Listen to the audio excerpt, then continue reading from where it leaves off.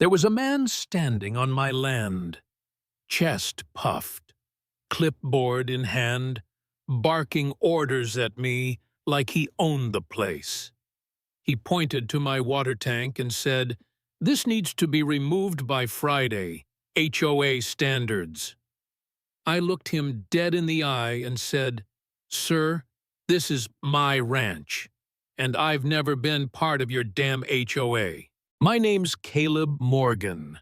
I'm a former firefighter turned full-time rancher out in a quiet corner of Cedar Hollow. Bought my land fair and square 3 years back. 12 acres of hard-earned peace. No neighbors breathing down my neck. No HOA. Just the dirt, the sky, and the sound of coyotes at night. It was heaven, until Bruce Langley showed up. Bruce is the kind of guy who walks like every sidewalk belongs to him. 50-something HOA board member for the subdivision a mile down the road. He'd never said more than 2 words to me, until the day he trespassed onto my land, like it was his backyard barbecue. I was finishing up work on a brand-new underground water tank for irrigation. Took weeks to plan, dig, install, and secure. I'm talking full permits, everything filed with the county. The thing hadn't even been covered yet when Bruce came marching in. No knock, no phone call, just stomped in and started pointing. "Who authorized this?" he demanded. I blinked. "Authorized? You mean me? I own the land." Bruce scoffed. Scoffed, like I was some kid messing with grown-up toys. "You're within the jurisdiction of Oak Ridge Estates, HOA. Anything installed outdoors has to go through the board." I swear, my heart skipped a beat. "Oak Ridge is over there," I said, pointing beyond the tree line. "I'm not in your development." He gave me that smug smile I've only ever seen in courtrooms and car dealerships. "Maybe you didn't read the latest zoning maps." And just like that, he turned and walked off. I tried to shake it off, but something didn't sit right. That evening, I pulled up every document I had: deed, county maps, land survey, and sure enough, I was clear. No HOA. Not now, not ever. My property was a private sale from the state, clean and uncontested. But 3 days later, they came back. 3 of them this time. Bruce and 2 folks in blue polos with clipboards, tape measures, and phones snapping photos, like they were prepping for a demolition. One of them tried to staple a notice onto my barn door, saying I had 48 hours to remove illegal structure. I tore it down, called the sheriff, and what did I get? "This is a civil matter, sir.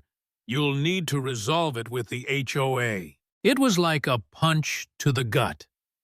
I wasn't even in their damned HOA, yet here I was, defending my land like it was under siege.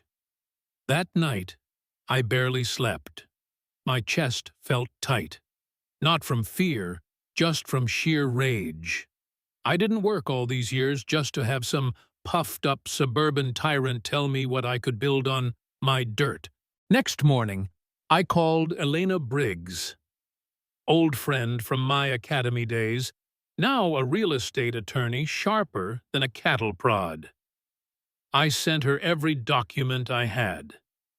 Within 24 hours, she called back, tight voice, like she'd found something dirty. "Caleb," she said, "I think Bruce forged a land annexation form."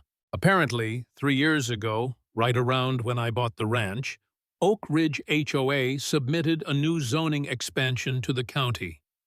Nothing official passed, but they'd filed paperwork claiming my parcel was being welcomed into their extended governance area. No notice, no vote, just assumed authority. And the kicker?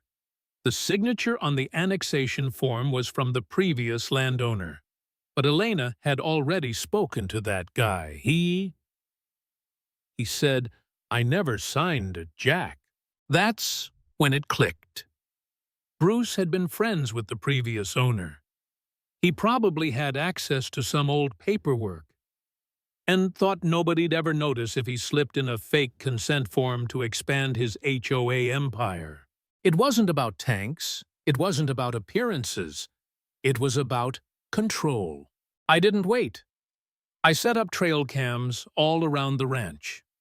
I knew Bruce would be back, and I wanted everything on record. Sure enough, Saturday morning, here comes Bruce again. This time with 2 men and a goddamn measuring wheel. I waited until they crossed the south fence line, then stepped out of the barn with Elena right behind me, and the local sheriff waiting in his cruiser just beyond the cattle gate. "Mr. Langley," I called out, calm but loud enough to echo. "You're trespassing on private land, again." Bruce didn't even blink. "We're here to document an unauthorized structure," he said, holding up some bogus HOA pamphlet.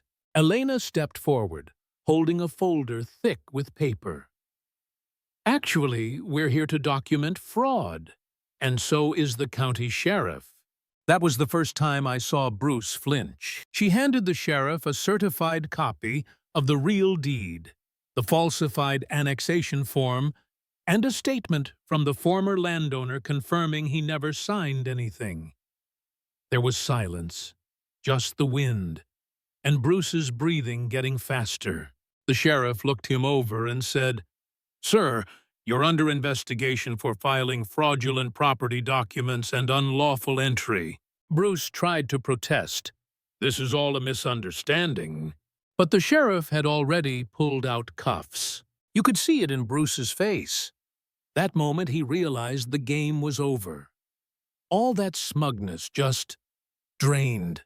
And as he was being walked off, still muttering about bylaws and community standards, I turned to his 2 HOA sidekicks, looked them square in the eyes, and said, "If you're planning to step on this land again, bring a court order next time.